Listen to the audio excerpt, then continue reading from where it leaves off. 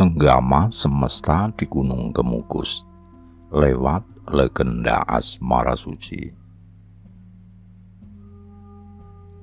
Adalah wajar bila antara Adam dan Hawa muncul rasa suka. Rasa suka ini tidak sama bila dibandingkan dengan rasa suka terhadap benda yang nampak indah atau binatang peliharaan yang nampak lucu. Dari rasa itulah kemudian muncul hasrat untuk berhubungan secara fisik. Hal ini adalah suatu pertanda kekuasaan ilahi, yang mana Tuhan telah memberikan perintah kepada manusia untuk beranak pinak dan mempertahankan keturunannya. Semua ini merupakan kewajaran yang alami, sehingga tidak perlu disikapi sebagai sesuatu yang tidak pantas. Tetapi manusia bukanlah hewan atau binatang. Karena itu, manusia harus mengenal tata krama, termasuk dalam hubungan ranjang antara suami dan istri.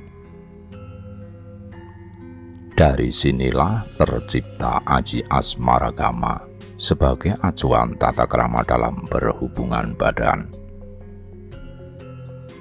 Tujuannya antara lain adalah untuk memuaskan pasangan, baik secara lahiriah, mental, maupun secara rasa sejatinya.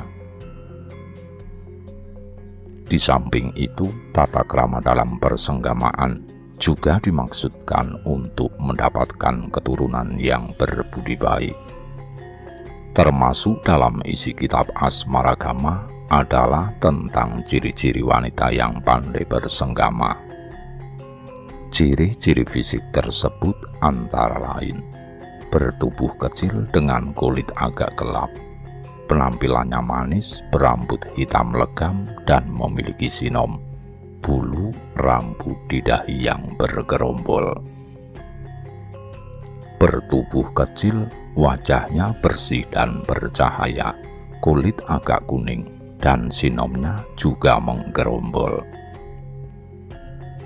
Bertubuh tinggi dengan warna kulit agak kemerahan, wajah yang nampak galak dan rambut kaku. Bertubuh tinggi, kulit kuning dengan wajah yang nampak galak, alis matanya panjang, bentuk mata sipit dan indah, serta berleher jenjang dan bertelapak kaki kecil.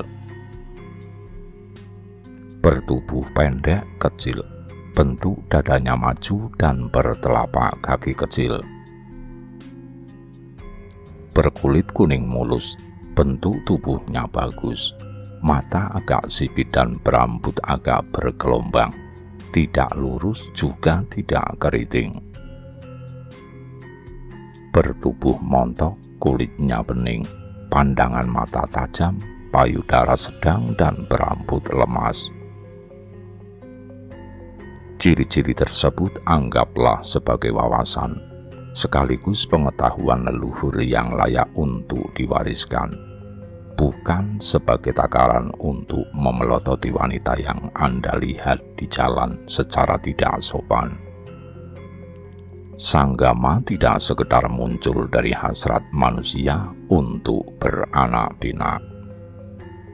Lebih dari itu, ilmu spiritual kuno ini dimaksudkan sebagai patokan tata krama. Karena manusia tidak sama dengan hewan, maka dari itu tidak selayaknya bertingkah seperti binatang. Termasuk dalam urusan ranjang, ada hal-hal yang perlu diperhatikan, baik untuk mendapatkan kepuasan maupun untuk memuliakan pasangan.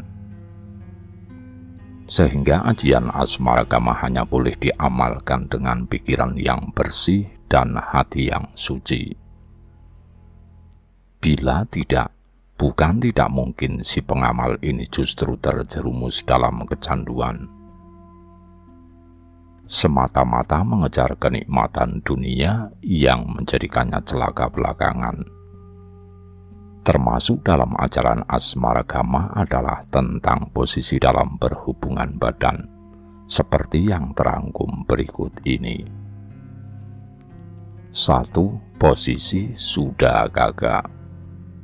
Sang wanita duduk dengan paha terangkat, sedangkan lelakinya berada di bawah dengan menekuk kedua kaki.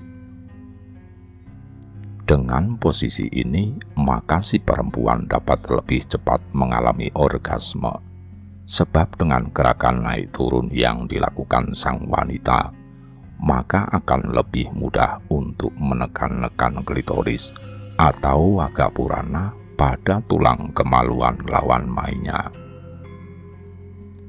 2. Posisi Yukmapada.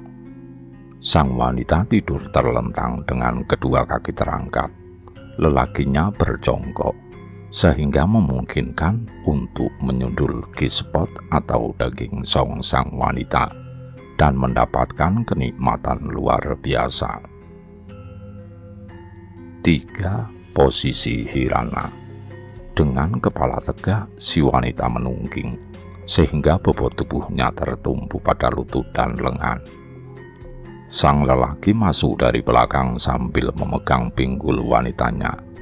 Lelaki lebih mudah mengalami ejakulasi dengan posisi ini, karena memungkinkan kemaluannya terjepit rapat dinding vagina. 4. Posisi Maloka. Posisi ini memungkinkan penetrasi yang sangat dalam. Sang wanita menempelkan betisnya ke paha dalam posisi tidur terlentang, sedangkan si lelaki menelungkup di atasnya, sehingga perut atau dada si pria bertumpu pada lutut sang wanita. 5. Posisi Hastika. Sang wanita membuka paha lebar-lebar, sedangkan lelakinya membungkuk dengan bobot tubuh ditumpukan pada bagian lutut. 6. Posisi Nagabandha. Sang wanita berbaring miring dengan posisi pantat agak menungging. Lelakinya masuk dari belakang, sehingga memungkinkan si wanita untuk memainkan klitorisnya dengan jari guna mempercepat orgasme. 7. Posisi Awa Marmada. Wanita tidur terlentang dengan pantat diganjal bantal, kedua kaki lurus, lelakinya menelungkup di atas tubuh wanita. Dalam posisi ini, lelaki bisa sambil mengulum bibir atau payudara pasangannya, sedangkan si wanita dapat membelai punggung, dada, atau bagian tubuh lain. 8. Posisi Upawitika. Sang wanita tidur terlentang sambil menekuk salah satu kaki dan menjejakkan telapaknya ke dada lelaki. Sementara itu, si lelaki duduk dengan menekuk kedua kakinya ke belakang, betisnya bertemu paha. 9. Posisi Hangsalila. Sang lelaki tidur terlentang dengan lutut agak ditekuk ke atas. Wanitanya berada di atas lelaki dengan menekuk kedua lutut ke belakang. Dengan posisi ini, sang wanita lebih mudah menaik turunkan pinggul untuk mencari titik paling nikmat. 10. Posisi Warsa. Lelaki berada di bawah, duduk dengan kaki lurus, tangannya menyangga tubuh wanita, sementara si wanita sendiri berada di atas. Posisi kakinya membuka dan menjepit pinggang sang lelaki, sambil tangannya berpegang pada kaki si pria. Ke-10, posisi tersebut tidak lantas harus ditiru hingga persis. Baiknya antara pasangan ada komunikasi yang cukup, sehingga dapat mendiskusikan posisi mana yang paling diinginkan. Perlu diingat bahwa persenggamaan yang baik itu melibatkan perasaan, serta pelean dan rayuan kata untuk mencapai kenikmatan jiwa. Karena dalam kenikmatan dan kebahagiaan itulah Tuhan berada. Seringkali kita terkecoh saat harus menyelami dongengan atau folklor tua, seperti misalnya kisah Gunung Kemukus dan Candi Suku. Demikian pula kisah percintaan antara Pangeran Samudra dengan Dewi Antrawulan sebenarnya juga mengandung muatan lokal dan lokal jenius yang amat berarti, dan karena itu ingin mengungkapkan misteri di balik nuansa ini. Karena apabila kita hanya terkesima dan terpaku pada kisah asmara ragawi demikian, kita malahan hanya menutup diri serta kurang yakin pada itikat solidaritas dan toleransi leluhur kita dahulu kala. Dengan demikian, bukan maksud saya menolak adanya legenda kisah asmara Samudra Antrawulan, melainkan ingin meletakkan sesuatu pada porsinya. Ini merupakan itikat dan niat ingsun yang suci, karena kita ingin agar generasi muda tidak keteliweng pada tata cara yang hilaf. Lagi pula, adanya tata cara dan tradisi tantrik memang dimaksudkan sebagai upaya teologi pembebasan dan religio magic yang menyelamatkan sejarah dinasti masa lalu, bukan untuk ditiru secara membabi buta oleh rakyat awam. Itu titik tolaknya. Bahwasanya pertemuan antara sosok tampan Pangeran Samudra, seorang putra Majapahit, dengan Dewi Antrawulan, konon adalah lantaran sang Raden semula ingin melepaskan diri dari incaran maut rezim baru Kesultanan Demak, karena Sultan Demak baru dilantik. Maka putra-putri Brawijaya V yang juga ayah Raden Patah sendiri itu dihimpun dan dikoordinir agar menyatakan sumpah setia kepada dinasti baru Demak. Tentunya dengan tugas-tugas lain, kewajiban lain, dan memeluk agama Islam. Banyak di antara mereka yang tidak bisa menerima pemaksaan pemelukan agama Islam, lalu melarikan diri ke pegunungan. Seperti yang dilakukan oleh Bondan Surati yang lari ke pegunungan Menoreh, lalu ke Gunung Kidul, Bondan Kesuma ke kawasan Tengger, dan Bondan Wilana ke Bukit Janjang atau Kendeng, serta ada yang menyamar sebagai petani dan pertapa di Padepokan, agar tidak dipaksa tunduk setia kepada rezim Demak. Salah satu dari mereka adalah Raden Jakasamudra yang memilih Gunung Budakwangi, nama asli Gunung Kemukus, sebagai tempat persembunyiannya dengan menyamar sebagai petani, sehingga tidak seorang pun tahu bahwa ia masih ningrat Majapahit. Sementara itu, seorang selir Prabu Brawijaya V yang bernama Ratu Antrawulan Tarusanti suatu ketika mendengar tentang pelarian Raden Jakasamudra yang merupakan anak tirinya dari seorang juru satang Bengawan Semanggi, nama kuno Bengawan Solo. Sewaktu ia menyeberangi Bengawan itu untuk mencari kerabatnya, ia mendengar bahwa wis kemukus pawarta kang srune reng waton lamun tetunggul ageng dedekah Murwasunti di Gunung Budakwangi. Ia menyusul untuk mempersatukan diri karena Antrawulan enggan dipaksa memeluk agama Islam dan mendukung rezim Demak. Ternyata penyusulan itu tidak meleset. Raden Jakasamudra yang menyamar sebagai petani bahkan telah diangkat sebagai sesepuh dukuh sana dengan nama Ki Danarung. sang ibu tiri yang masih mengenalinya bergabung ikut menetap di kawasan Pundak Wangi. Kemudian karena merasa senasib sepenanggungan, keduanya pun menikah dan menjadi pepunden masyarakat setempat. Mereka dikenal sebagai Kiai dan Nyai Pituruh karena tampak rukun, rujuk terus, saling setia, pasangan romantis dan sangat kuat memegang teguh kepercayaan Tuhan.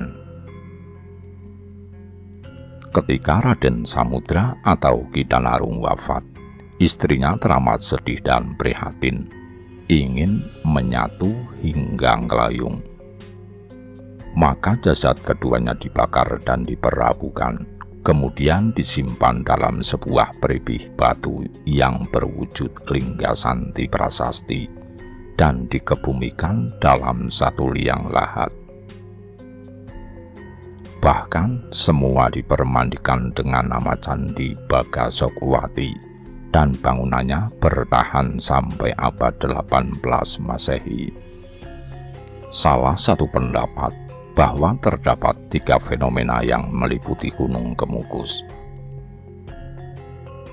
Fenomena pertama, bahwa secara folklorik kisah cinta antara Pangeran Samudra dengan ibu tiri atau kelangenan ayahnya pantas untuk dikaji. Karena faktor kisah cinta ini bukanlah merupakan suatu pernikahan, melainkan suatu bentuk perbuatan batin dan fisik yang informal dan di luar tatanan wajar. Karena itu kemudian timbul berbagai pendapat bahwa ini suatu perselingkuhan.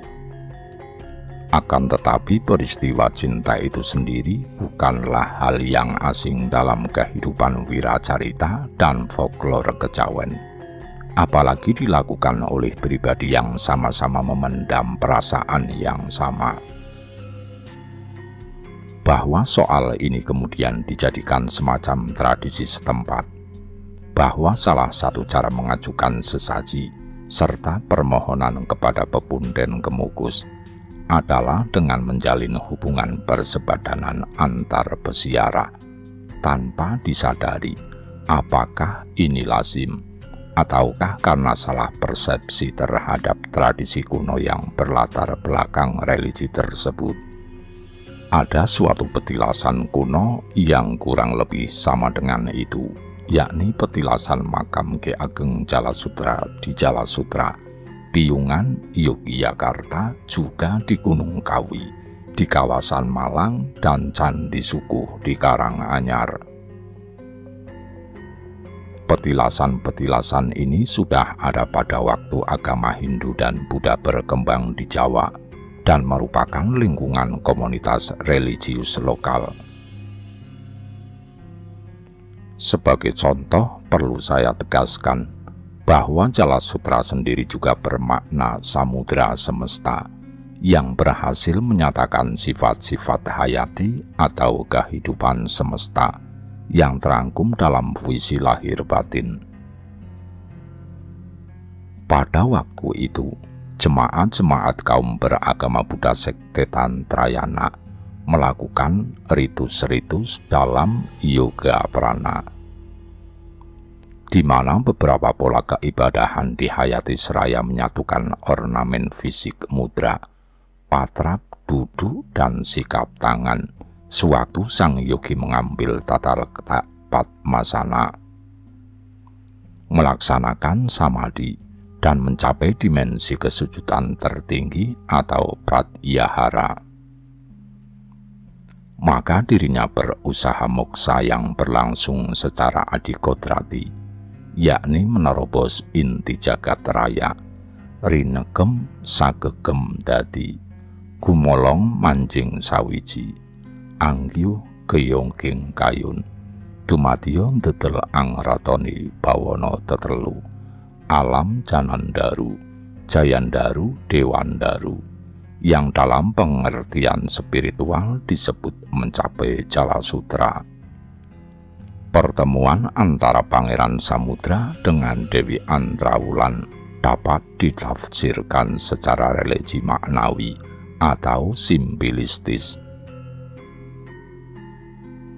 Yang dimaksud dengan Pangeran Samudra adalah prinsip Samudra Mantana atau lautan susu yang dikebur atau diadu oleh para asura, dewa, dan Sang Garuda untuk menemukan Tirta Kamandanu yang jadi tujuan Gumelering Dumadi. Yang berhasil mengebur samudra susu tersebut adalah Batara Wisnu bersama kendaraannya Sang Garuda. Mereka menyelamatkan dunia dari kepunahan dan bisa mengembalikan azimat-azimat peradaban di tengah jagat ini. Dengan kata lain, Samudra Mantana juga identik dengan Jalasutra yang memiliki urgensi tempat budidaya gumelar. Sedangkan Dewi Antrawulan adalah salah satu ucap dari sistem kepercayaan dan pemujaan Tantrawulan atau Tantrasasi, yakni upacara pemujaan bersendikan keyakinan tantris Buddhis yang berlangsung ketika rembulan terang menjelang hari Waisak. Saat itu menurut kepercayaan ini, umat manusia dapat memperoleh pencerahan batin, seperti halnya Dewa Wisnu beserta dua sakti pendampingnya, Dewi Sri dan Dewi Laksmi, dan kendaraannya Sang Garuda. Malahan juga dianggap berhasil menyatukan Sang Hyang Adibuddha Wairocana dengan saktinya Batari Locana atau Tarati. Kesatu paduan tersebut berlangsung dalam upacara Bhairawa Kesakten, persenyawaan antar ruang semesta, dan Saugata Parikrama, persetubuhan semesta, yang dilakukan oleh segenap anasir yang kumelik di dunia. Jadi, baik persenyawaan maupun persetubuhan yang dimaksud adalah sepenuhnya simbolika rohaniah, bukan indrawi ragawi, bukan dalam pengertian tubuh kasar. Mungkin masyarakat menafsirkan Bhairawa Kesakten dan Saugata Parikrama itu sebagai peristiwa kemanusiaan biasa, bukan pemaksaan surgawi, sehingga mereka seolah-olah perlu memvisualkan dalam aktivitas hubungan seksual. Setelah agama Islam memasuki kawasan-kawasan di atas, upacara semacam itu masih tetap berlangsung, namun dengan baju lain, yakni dengan tafsiran lain. Masyarakat menganggap bahwasanya ikatan ilahiyah dengan insan harus diperdekat lagi dengan satu pengejauhan tahan atau perkawinan 4 hawa nafsu, amarah, luamah, sufia, dan mutmainah, yang diperkuat oleh satu esoterik, mulhimah, atau nimpunan jati. Aktivitas semacam itu seolah harus dilukiskan melalui upacara sujud srokal alias wiridan mungkat, yang kita maklumi adalah suatu rekayasa dari bini sepuh masa lalu di sana, yang sengaja menciptakan suasana khusus untuk kepentingan politik tertentu.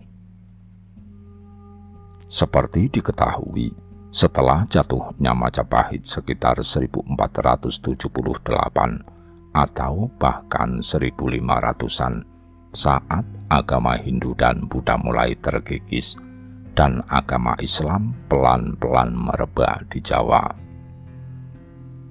maka komunitas di Jalasutra, suku, dan Gunung Kemukus berupaya mempertahankan eksistensi diri dengan melebur ritus religius dengan kemasan-kemasan baru yang menggelitik. Ada 2 pertandaan yang diwujudkan sebagai semacam prasasti di candi suku, yakni apa yang terungkap di bawah ini. Gohwiku Anahut Buntut, sapi raksasa yang menggigit ekornya sendiri, yang berarti tahun Saka 1379 atau tahun Masehi 1457 yang merupakan babak-babak perang Parekrek di Majapahit. Ketika Majapahit sudah dalam pemerintahan raja-raja dinasti Girindawardhana dari Daha, yang ketika itu kalau tidak salah era Prabu Hyang Wekasing Suka.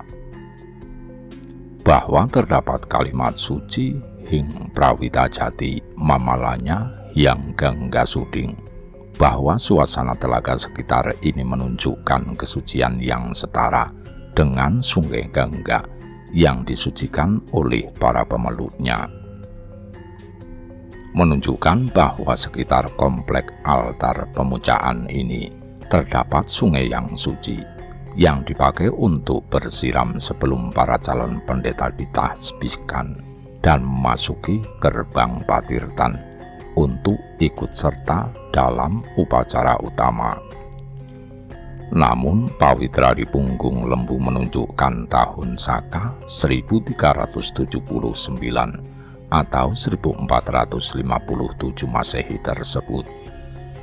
Besar kemungkinan para calon pendeta harus menjalani ruatan yang khusus, sebagaimana kisah yang tergelar di komplek Candi Sukuh, yaitu ruatan Batari Durga oleh Raden Sahadewa dalam relief sebelah barat, kemudian pernikahan Sahadewa dengan Dewi Pradapa.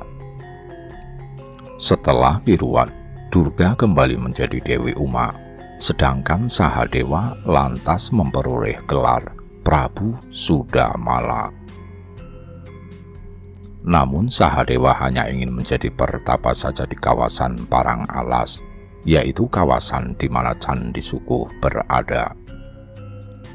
Peristiwa berhasilnya Sang Garuda membebaskan ibundanya dari perbudakan Sang Kadru. Kesaktian Sang Garuda diperoleh karena ia bisa memohon air suci Tirta Amerta Prawitasari dari Batara Wisnu, dengan imbalan bersedia menjadi kendaraan dewa tersebut.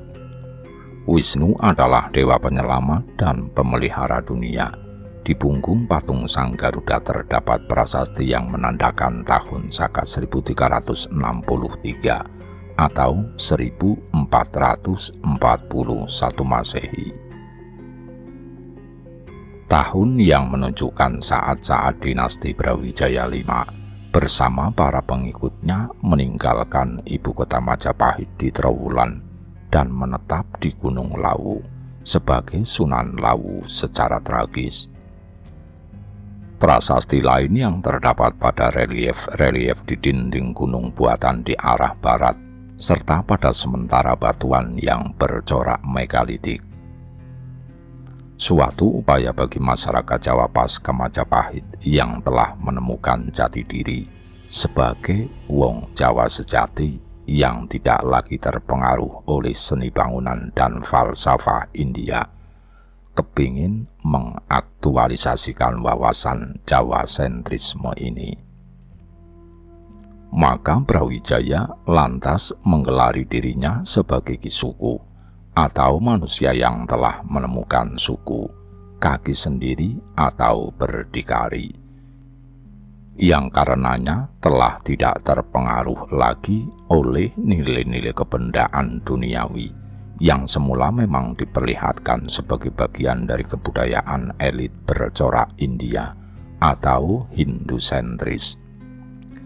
Ia sudah menggali dasar sumur peradaban dan kebudayaan sendiri yang dilukiskan lewat 3 buah patung bulus atau kura-kura yang terdapat di depan candi utama.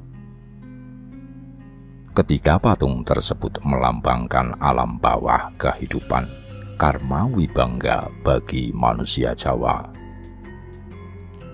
Konon Prabu Brawijaya V sebelum hijrah ke kawasan Tawangmangu atau Suku, terlebih dahulu mengutus Senopati Agung Rahadiana Galuh Sigalanggang untuk membentuk komunitas asli Jawa pasca Majapahit yang dihimpun di desa kecil sebelah timur Sragen sekarang, yakni Desa Simajapahit, Kecamatan Sambung Macan, Sragen.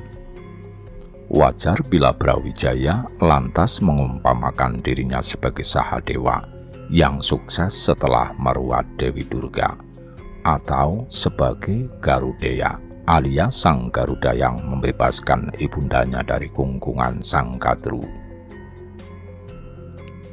Sikap Brawijaya V ini erat pertaliannya dengan petilasan di desa si Majapahit di atas, yang terlukis pada punden Galuh Sambirjo, Ringga Galuh Manuhung Hawa Kasambiradia. Karena kesetiaan Senopati Galuh yang kupercaya sebagai penerus juangku, maka kutitipkan desa dan masyarakat yang berasal dari keraton kerajaanku agar menetap di desa si Majapahit.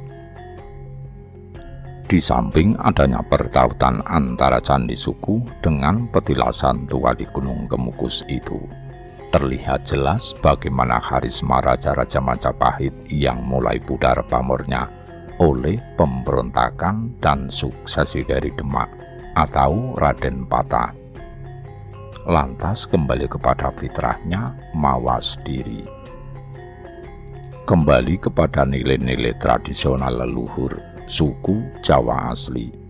Kembalinya itu melalui upacara ruatan yang berlangsung di situ. Setelah diruat, mereka kembali menghimpun kelompoknya yang sudah sehat sejahtera sebagai sedia kala. Pada waktu itulah komunitas itu mendirikan candi baru di arah tenggara, yakni apa yang dikenal sebagai Candi Cetha. Kenapa lantas kita kembalikan kepada pemaknaan tentang kesucian umat yang telah sadar akan jati diri?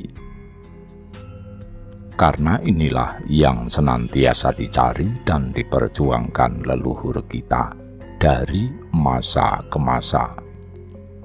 Sebelum Prabu Brawijaya akhirnya melakukan moksa, beliau akan berkunjung ke Pulau Bali untuk suatu perjalanan ziarah yang beliau anggap sebagai jelajah atas negeri yang masih tetap mengeleluri adat istiadat leluhur asli. Untuk itu, Sri Brawijaya Pamungkas lantas menyiapkan sekelompok pengikut ditambah warga desa Parang Alas menuju Gunung Padakwangi, sekarang Gunung Kemukus, karena ada kesadaran bahwa sebuah ruatan harus ditempuh. Di sanalah Brawijaya lantas ingin kembali menancapkan bendera teologi pembebasan yang murni. Tiada dinyana sama sekali bahwa di kawasan Padakwangi juga sudah terdapat komunitas dari kelompok sisa Majapahit dari Trah Girindawardana yang terusir oleh tentara Demak dari telatah Dahanapura. Merasa senasib sepenanggungan, kelompok Brawijaya V dan kelompok Trah Girindawardana menciptakan pola persatuan dan kesatuan yang disebut sebagai patron, yaitu mempersatukan tradisi ruatan dengan Tirta, Suci Amerta, dan Prawitasari. Lantaran itulah, maka komunitas masyarakat tersebut tetap akan menekuni prinsip Tantrayana. Oleh karenanya, bisa kembali mengalami kesejukan cahaya purnama atau Tantra Wulan. Jadi pertemuan antara Samudrawan Tanah dan Antrawulan itu bukanlah secara fisik, melainkan batiniah spiritual, dan tidak mengacu pada tokoh-tokoh legendaris siapapun. Dengan demikian, setelah kedua Trah Raja-Raja Singasari dan Kediri, atau Trah Raja-Raja dinasti Raden Wijaya bertemu kembali dengan Trah Raja-Raja dinasti Girindawardana, maka kembali pula lah tanah Jawa sebagai telatah Purwasari yang suci, karena tiada lagi permusuhan antara dinasti-dinasti tua tersebut. Dengan kata lain, kisah legendaris perkawinan antara Pangeran Samudra dan Putri Antrawulan itu tiada lain adalah sanepo atau simbolisme semata yang menyindir kisah-kisah perselisihan antara raja-raja dari dinasti Daha Kediri dan Singasari, serta kembali meruat sengkalaning perang yang begitu dramatik itu, agar putra wayah kumpul dan kembali. Apalagi saat itu keduanya menghadapi musuh kuat yang harus mereka tanggulangi, yakni kelompok komunitas Palembang Ampel. Raden Patah, putra Brawijaya V yang berkoalisi dengan para ulama di bawah bendera Sunan Ampel Denta di Surabaya, yang berniat menghancurkan dinasti Raden Wijaya dan Girindawardana. Akan tetapi, ada yang istimewa di kawasan Gunung Kemukus ini. Tempat ini tak hanya sekedar objek wisata ziarah, tapi juga tempat berlangsungnya ritual seks. Tak jelas sejak kapan ritual seks bagi para peziarah di lokasi wisata ziarah ini berlangsung, tapi yang pasti, para peziarah datang ke Gunung Kemukus untuk berziarah ke makam Pangeran Samudra. Dan yang pasti pula, hingga hari ini, para peziarah percaya setelah berdoa dan menabur bunga di makam Pangeran Samudra, maka mereka harus melakukan hubungan seks dengan pasangan yang didapatkan atau bertemu di situ.